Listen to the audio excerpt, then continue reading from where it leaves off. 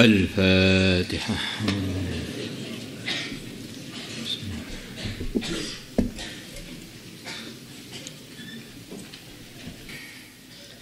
بسم الله الرحمن الرحيم. وعنه dan diriwayatkan dari Abi Dzar. Qal Abi Dzar mengatakan qala telah bersabda Rasulullah sallallahu alaihi wasallam, tabassumuka fi wajhi akhika sadaqatun.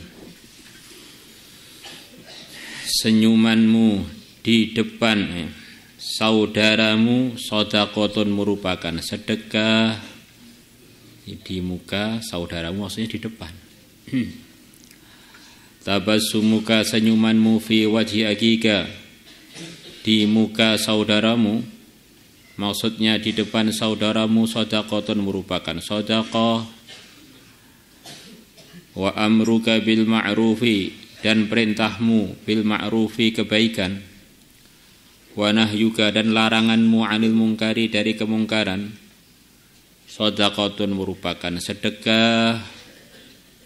Dan ini semuanya tanpa modal kecuali badan kita ini. Jadi kita ini untuk beli surga ini cukup dengan modal badan dan waktu kita ini.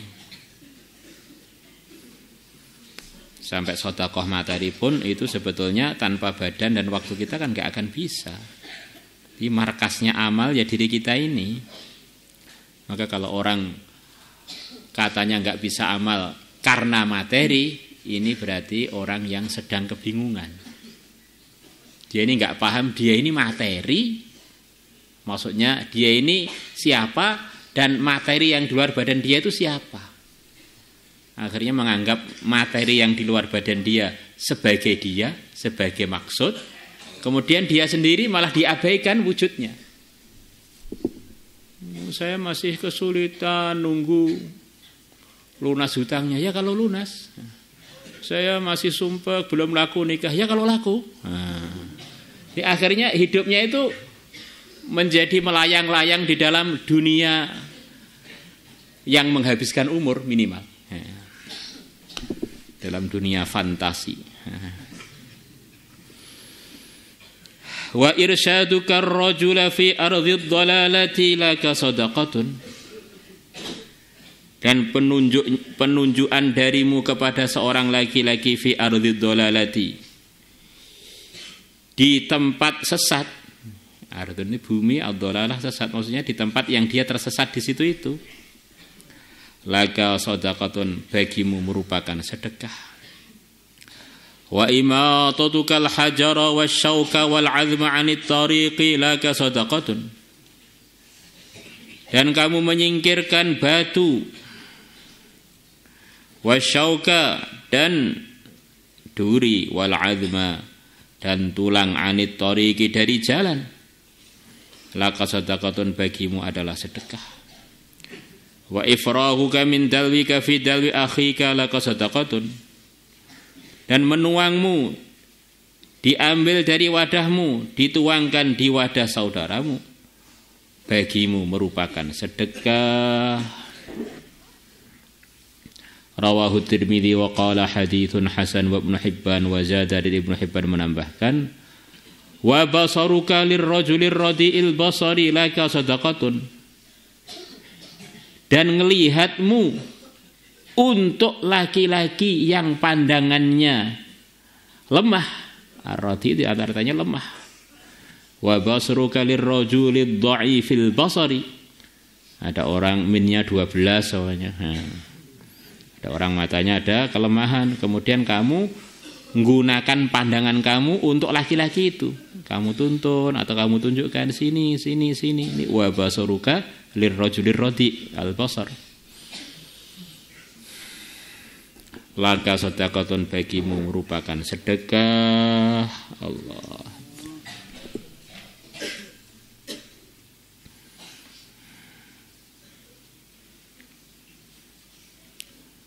La ilaha illallah. Alangkah mudahnya kalau Allah sudah pilih seseorang untuk selalu 24 jam mendapatkan keuntungan.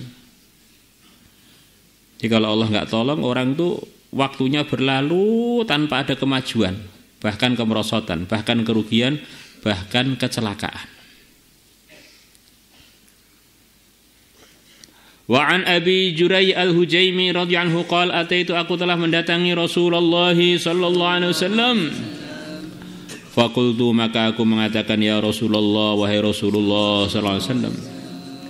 Inna sesungguhnya kami kaum merupakan satu kaum min ahlil badiyati dari penduduk al-badiyati daerah-daerah Sahara. Badiyah ini bisa berarti juga desa-desa yang jauh dari orang-orang kota. Wong Badui, wong duwe so Badui kan Badiyah. Fa'allimna syai'an maka ajarkanlah kepada kami sesuatu yang fa'unallahu bih yang Allah berikan manfaat kepada kita bihi dengan sesuatu itu. Faqal maka Nabi bersabda la tahqiranna minal ma'rufi syai'a. Sungguh jangan, kurang lebih begitu itu nun taukid tsaqilah. Sungguh jangan engkau meremehkan dari kebaikan sesuatu apapun. Jadi kebaikan itu jangan ada yang diremehkan. Karena kebaikan adalah satu perbuatan yang untuk memperbaiki hubungan kita dengan Khalik kita. Enggak ada yang kecil kebaikan. Dan nanti yang diterima dari sekian kebaikan yang kita usahakan itu yang mana kita juga enggak tahu. Maka diceritakan ada seorang ulama mimpi ketemu Imamun Nahwiyin, ketemu dengan pimpinannya ahli nahwu yaitu Sibaweh. Imam Sibaweh. Sib itu artinya apel, weh itu aroma. Sibaweh itu yang beraroma apel. Mungkin weh artinya itu artinya aroma. Marduweh, Sibaweh, terus siapa lagi itu bahasa Persia. Ketemu beliau ketika mimpi. Maka ditanya oleh temannya, Tuan, bagaimana nasib Tuan di akhirat sana? Dia bilang, Masya Allah, semua amalku kebaikan yang gede-gede itu semuanya ternyata belum diterima oleh Allah. Saya diterima amalan saya ini, amalan yang benar-benar enggak saya sangka. Apa itu? Saya berpendapat dalam ilmu nahwu bahwa a'raful ma'arif, isim yang paling ma'rifat adalah lafzul jalalah, yaitu Allah. Ma'rifatnya isim ma'rifat yang tertinggi kemakrifatannya, begitu jelas-jelasnya, itu adalah Allah. Maka Allah ampuni saya gara-gara tulisan saya a'raful ma'arif adalah lafzul jalalah. Ini bukan berarti amalan beliau yang lain tidak diterima, kata ulama-ulama yang husnudzon. Maksudnya orang itu enggak tahu amalan mana kebaikan yang akan jadi asbab ridhonya Allah. Maka jangan ada yang ngeremehkan kebaikan. Yang gede-gede enggak diterima, saya tak ngamalkan yang kecil-kecil Pak, siapa tahu itu yang diterima. Yang gede aja belum tentu diterima, apalagi yang kecil-kecil saja. Ada lagi yang ketemu dengan seorang alim besar.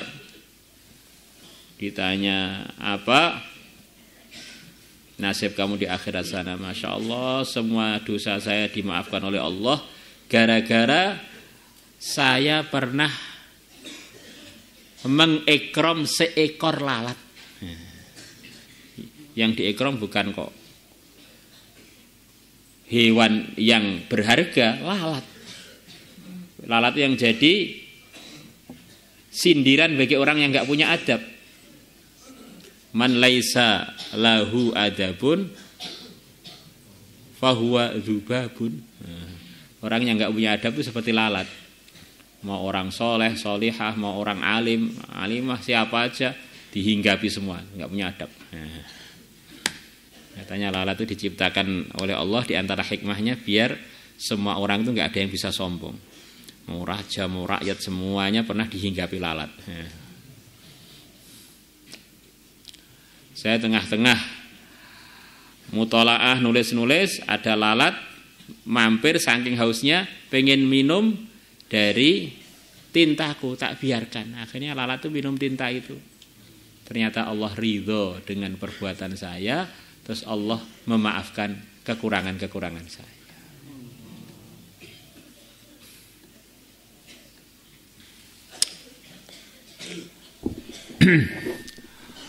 Walau an tufrigha min dalwika fi ina'il mustaqi, walaupun sesuatu tadi adalah engkau menuangkan, diambil dari wadahmu, kamu tuangkan di wadahnya orang yang minta air atau minta minum. Walau an tukallima akhaka wa wajhuka ilaihi mumbasitun, walaupun sesuatu tadi adalah kamu berbicara dengan saudaramu, sedangkan mukamu ke arah dia, mumbasitun, berseri. Membasit itu berseri atau ramah. Orang kadang-kadang bicara juga dengan temannya, tapi mukanya itu lebih kecut daripada ketiaknya. Innalillah. Jadi ganteng ya ora, mesem ya ora, ngewahi dhuwit ya ora, ngekrom ya ora. Iki jane koncone monster ndi iki. Wa iyyaka, dan takutlah kamu, wa isbalal izari, mengelembrehkan, memanjangkan sarung sampai tempat yang tidak diridhoi, sampai bawah mata kaki, di antara maksudnya isbal. Karena itu secara agama tidak diridhoi,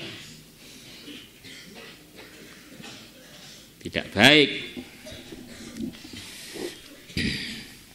Kecuali kalau orang berbuat itu gak sengaja, seperti Sayyidina Abu Bakar karena beliau kurus, kadang-kadang melorot-melorot, gak sengaja. Karena di antara gayanya manusia yang tidak diridhoi Allah sejak dulu dan sampai sekarang pun belum habis-habis adalah pakai baju yang bagian bawah itu sampai di bawah mata kaki, bahkan sampai ke tanah, nyeret-nyeret sampai ke tanah. Kita lihat model baju yang begitu itu, model pakaian begitu selalu ada aja, karena memang itu sudah disabdakan Nabi, memang itu diantara ujiannya manusia, begitu selalu ada aja. Fa innahu, maka sesungguhnya memanjangkan sarung sampai tempat yang tidak sesuai, minal makhilati, adalah bagian dari kesombongan. Sombong itu apa ya Rasulullah? Batarul haqqi wa ghamtun nas. Kesombongan adalah menolak kebenaran, dan kesombongan adalah merendahkan orang-orang, merasa lebih tinggi dari mereka. Dan Nabi sudah bersabda isbalul izar enggak baik, kok kita terus isbalul izar berarti ya nolak kebenaran toh. Mana saya sombong Pak, saya isbal tuh hati saya bersih. Kalau memang bersih kan kamu nurut pada Rasulullah tuh. Enggak nurut ini menunjukkan enggak bersih tuh. Wala yuhibbuhallah, dan tidak mencintai kesombongan itu Allah. Masya Allah. Wa ini mru'un syatamaka, dan kalau ini di sini ini diartikan kalau aja. Wa ini mru'un, dan kalau ada seseorang syatamaka, dia mencaci kamu, bima ya'lamu fika, dengan sebab perkara yang dia mengetahuinya di dirimu. Jadi kalau ada orang mencaci kamu dengan cacian yang memang tuh aib itu ada pada dirimu, kamu bolosan, kamu punya hutang nggak bayar, ya tenan kabeh. Kamu nggak pernah mandi, kecuti pol, bener ya? 3 sudah bener. Kamu nggak laku kawin, bener.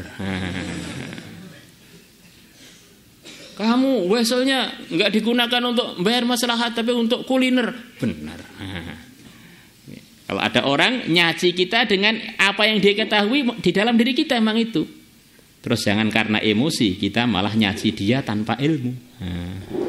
Di nyaci pun tuh ada adabnya. Jangan nyaci tanpa ilmu. Fala tastimhu, maka janganlah kamu ganti mencaci dia bima dengan cacian ta'lamu fihi, yang kamu tahu perkara tersebut fi ada dalam dia. Kalau kamu tahu aib-aib dia, jangan kamu balas, ganti mengungkap aibnya. Apalagi kalau aibnya tidak ada, ya jadi berarti jadi fitnah. Ya, kamu juga membolosan sama dengan saya, kamu juga. Nah. Jadi kalau orang itu dicaci, walaupun yang nyaci itu sama-sama profesinya, janganlah dibalas. Apalagi kalau yang nyaci itu kita tidak tahu aibnya. Oh, Masya Allah. Ini berarti ada utusan dari rahmatnya Allah. Hambanya Allah diutus kepada saya untuk menegur saya. Semuanya kan gak bisa bergerak tanpa digerakkan oleh Allah. Fa inna ajrahu laka, maka sesungguhnya pahala dia laka untukmu. Fa inna ajrahu laka, maka sesungguhnya pahala dia laka adalah untukmu. Wa wabalahu, dan kerugiannya mencaci, ala man qalahu adalah atas orang yang mengatakannya. Dia mencaci kamu tuh rugi sendiri. Tetapi kalau kamu dicaci sabar, kamu dapat pahala. Yuhu, kembali pada cacian aja lah. Fa inna ajrahu, maka sesungguhnya pahalanya dicaci laka adalah untukmu. Wa wabalahu, dan kerugiannya mencaci, ala man qalahu adalah atas orang yang mengatakannya.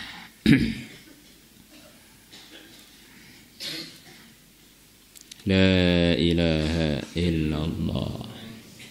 Rawahu Abu Dawud wa Tirmidzi wa Shahhahu wa Nasa'i wa Ibnu Hibban wa hadza lahu fardun Nasa'i faqala la tahqiranna minal ma'rufi syai'a. Sungguh jangan kamu meremehkan dari kebaikan sedikit pun, sesuatu apapun, ang ta'tiyahu, untuk kamu mengerjakannya. Jangan kamu rendahkan dari kebaikan sesuatu apapun untuk kamu mengerjakannya. Jangan merasa kebaikan ini remeh, ini gak perlu saya kerjakan, jangan.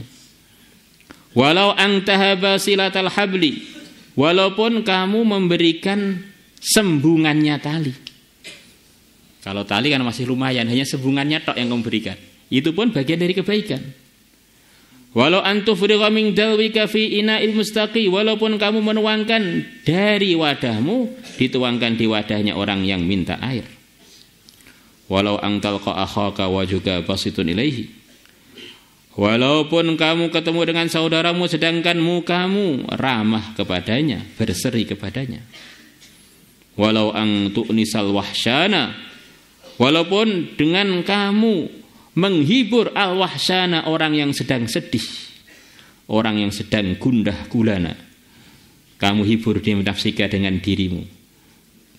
Mau ngekrom buah juga enggak punya, mau ngekrom apa enggak punya, kamu hibur, tenang aja, Belanda masih jauh, enggak usah terlalu susah.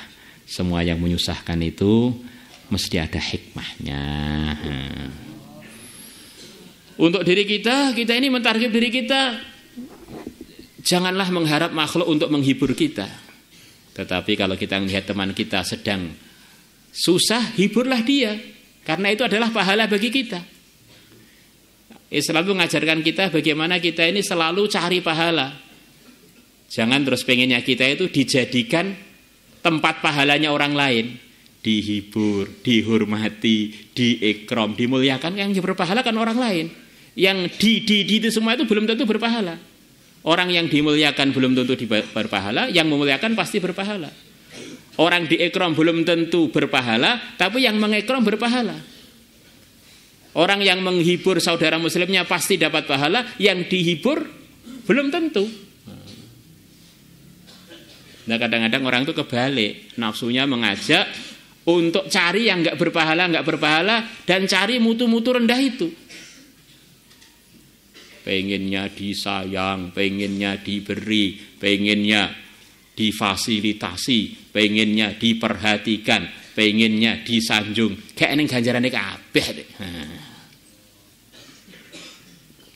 Akhirnya kita ini kalau nggak ikut arahan agama tuh perasaannya enak ternyata ruginya pol. Walau angtahaba asyis'a, walaupun kamu memberi tali terumpah, perkara yang sederhana. Wa 'anil Hasan 'anin Nabi sallallahu alaihi wasallam qol, beliau bersabda, inna minas shadaqati, sesungguhnya termasuk bagian dari sedekah, ang tusallima 'alan nas, kamu mengucapkan salam kepada para manusia, wa ang tatalikul wajhi, sedangkan engkau berseri mukanya. Jadi bukan hanya sekedar salam sambil muka kita berseri.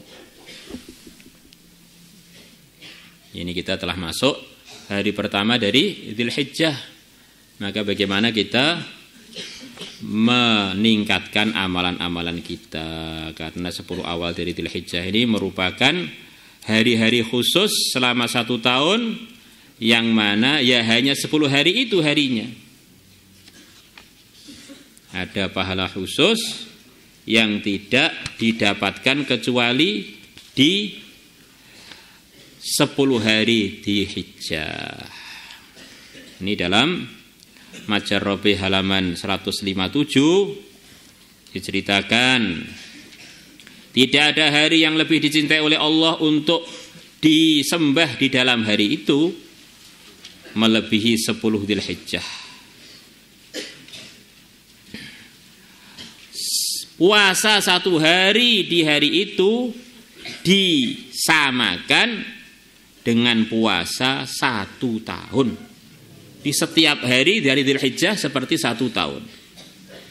Dan sholat setiap malam dari 10 Dzulhijjah disamakan dengan sholat malam ketika malam Lailatul Qadar.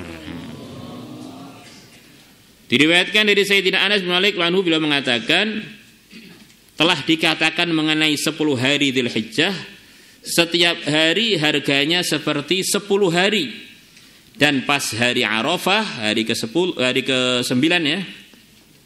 Kalau ke-10 kan sudah hari raya kan ya. Hari ke-10 ya. 10 ya. Arafah hari ke-10, 9 ya. Hari ke-9 ya. Hari ke-8-nya Tarwiyah. Dan hari Arafah, hari ke-9 Dzulhijjah seperti 10.000 hari dalam keutamaan. Diriwayatkan lagi oleh Imam Baihaqi dan Abu Syekh dari Auza'i, beliau mengatakan dari Nabi SAW bahwasanya beramal di hari-hari 10 Dzulhijjah seperti